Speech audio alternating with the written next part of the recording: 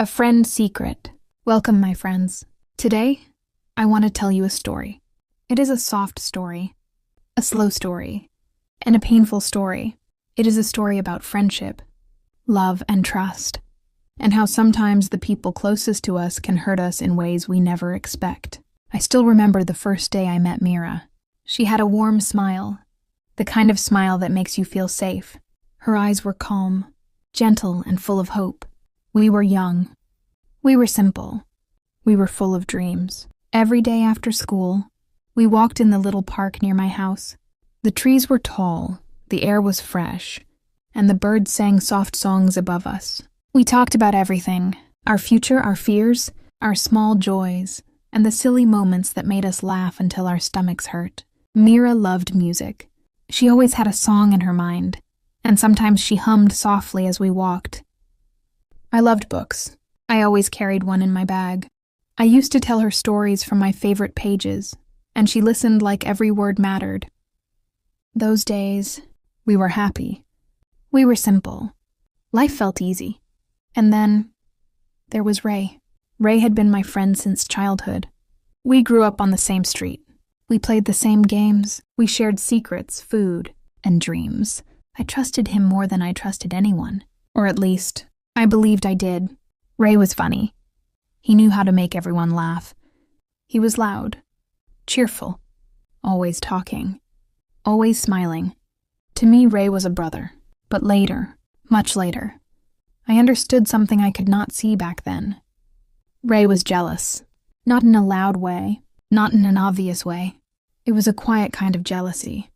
The kind that hides behind jokes, behind smiles, behind little comments that seem harmless at first. At the beginning, it was small. He would tease me in front of Mira. He forgets everything. He would say, laughing, he panics too easily. He never knows what he wants. Mira always smiled, but sometimes, just for a second, I saw her thinking about his words. I didn't worry. Why would I? Ray was my friend. Mira was close to me. I trusted both of them. One day we planned to go to the lake. It was our favorite place. Quiet water, soft wind, the world feeling far away. I arrived early, but instead of Mira, Ray was waiting for me. He wasn't smiling this time. His face looked serious. Mira is upset with you, he said. My heart dropped. Why? I asked. He shrugged. She says you don't listen to her. I stood there completely confused. I listened to her every day. She was the person I talked to the most. The person I cared for the most.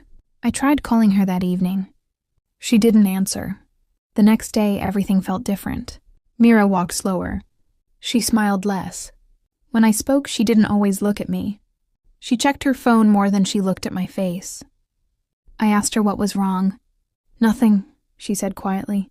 But I knew something inside her had shifted. Days passed. And with every day, Mira drifted further away from me. She stopped laughing at my jokes. She replied late to my messages. Sometimes she looked tired of me, tired of us, and I didn't understand why. Ray, however, Ray was always there. When Mira looked sad, he was the first one to sit beside her. When I tried to fix things, he told me to wait. Give her space, he said. She needs time. I believed him again, because he was my friend, because I trusted him. But then, I saw something. One afternoon, I walked through the park, and there they were, Ray and Mira, sitting together on a bench, talking quietly. Her eyes looked worried, almost hurt. His face was serious, almost protective. A strange feeling spread in my chest, a feeling I didn't want to accept. That night, Mira sent me a message. Her words felt like cold water on my skin. I think we should take a break. I read that message again and again. My hands felt heavy. My heart felt empty. I didn't know what to say. I didn't know how to stop what was happening. The next day, Ray found me. I'm sorry, man, he said. Mira just needs something different. His words felt like a knife, but I swallowed my pain. I wanted to believe him. I wanted to believe everything could still be fixed. But Mira changed more and more.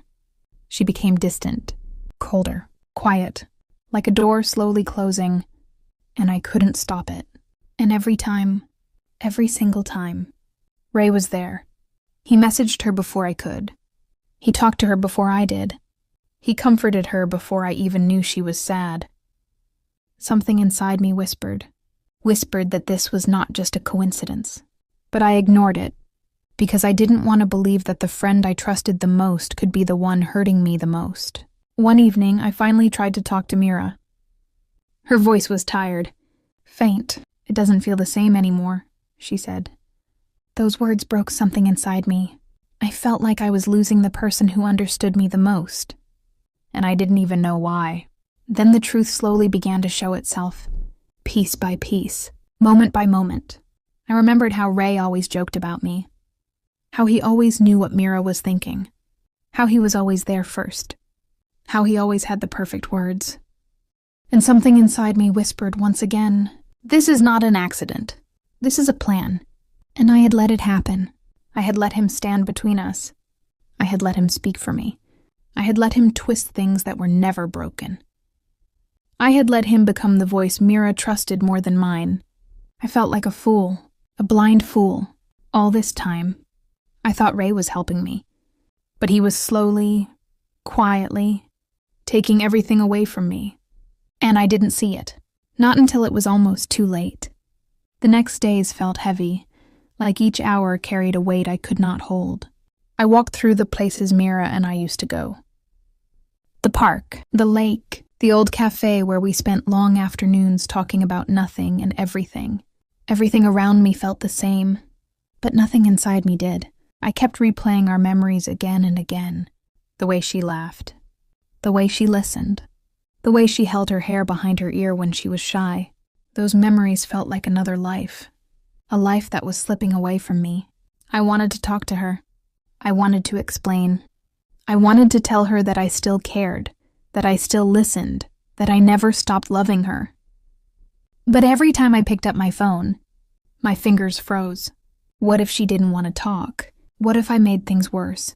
What if her mind was already far away from me? Somewhere I couldn't reach? Meanwhile, Ray stayed close. Always close. Almost too close. "Give her time," he kept saying. "If it's meant to be, she'll come back." His words sounded soft, gentle, almost comforting.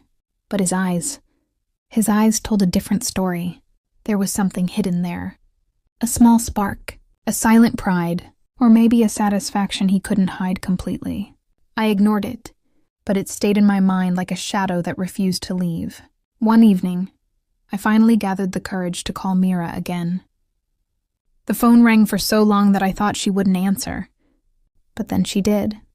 Her voice was quiet, tired, a little distant. "Hey," she said softly. "Mira," I whispered. "Can we talk? I just want to understand." There was a long silence. A silence that felt like it stretched across the whole world. Then she breathed out slowly. "I don't know," she said. "It just doesn't feel the same anymore." Her words hit me like cold rain. Unexpected, sharp, painful. I wanted to ask why. I wanted to tell her we could fix this. But she sounded too far away, like her heart was already walking away from mine. The next day, something happened that changed everything. I saw them together, Mira and Ray, sitting on a bench under the big tree in the park, their heads close, talking softly. And then she smiled. Just a small smile. Nothing big, nothing loud. But to me, it felt like the ground opened under my feet. The girl I loved, and the friend I trusted, sitting together like they didn't even remember I existed. I stood there frozen, my chest aching, my mind spinning. I wanted to believe it was nothing. I wanted to believe Ray was just helping her. But a voice inside me whispered again, "He is taking what belongs to you." I walked away, my steps slow and heavy. That night I could not sleep. Every time I closed my eyes, I saw them sitting together, talking, smiling, comfortable, close. And then everything became clear. It wasn't just one moment. It was many. All the little things Ray had done. All the little doubts he had planted. All the small comments he made in front of Mira. All the secrets he knew. All the moments he stood between us. It wasn't an accident. It wasn't a mistake. It was a plan. A slow, quiet plan. And I had let him build it. I felt angry. Not just angry at him, but angry at myself. How could I not see it? How could I trust him so blindly? How could I let him speak for me? How could I let Mira believe things that were never true? But anger didn't fix anything. It didn't bring Mira back. It didn't take away the pain, and it didn't give me the truth I needed. I knew I had to do something. Not to fight, not to win, but to show Mira what was really happening. Not with force, not with blame, but with the simple truth. One afternoon, I got my chance. I walked into the cafe where the three of us used to meet. And there they were, Mira and Ray, sitting in the corner, close, talking in low voices. I didn't go to them. I sat at a table nearby, quiet, still, listening. Ray was speaking, his voice low and soft. "He never really understood you," he said. "You deserve someone who listens, someone who really cares about your feelings." My heart tightened. This was it. This was how he had slowly taken her away from me. One quiet lie at a time, one soft doubt at a time. I could have walked away. I could have remained silent. I could have let the pain swallow me again. But I didn't. I stood up, my legs shaking, my heart pounding, and walked toward them. Mira looked up, surprised. Ray's face changed for a moment, just long enough for me to see the guilt before he covered it with a smile. "Hey," I said softly, "I need to ask you something." Mira nodded slowly. I looked directly into her eyes. "Did I ever make you feel like I didn't care about you?" She opened her mouth, then closed it again. Her eyes were unsure, searching, confused. Ray laughed nervously. "Come on, man, not here." I ignored him. "Mira," I said gently, "think about it. Every time you doubted me, who was there telling you I was wrong? Who was there whispering things in your ear? Who always knew exactly what to say?" Her face changed. Just a little. But enough. A small crack. A small shadow of doubt. Her mind was waking up. She turned to Ray. "Ray, did you tell me those things because you wanted to help? Or because you wanted me to doubt him?" Ray didn't answer. He looked down, his jaw tight. His silence said everything. Mira stood slowly, her hands shaking a little. I need time," she whispered. "I need to think." She walked away, leaving both of us sitting there in the quiet cafe. Ray didn't look at me. He didn't smile. His plan had finally cracked. But I didn't feel like I won anything. I had already lost so much. Days passed. Mira didn't call, didn't text, didn't come to the park, didn't come to the cafe. I didn't know if she would ever come back. But I knew one thing. I had learned the hardest lesson of my life. Not all friends are true friends. And sometimes, the deepest wounds come from the people standing right next to you. Thanks for watching.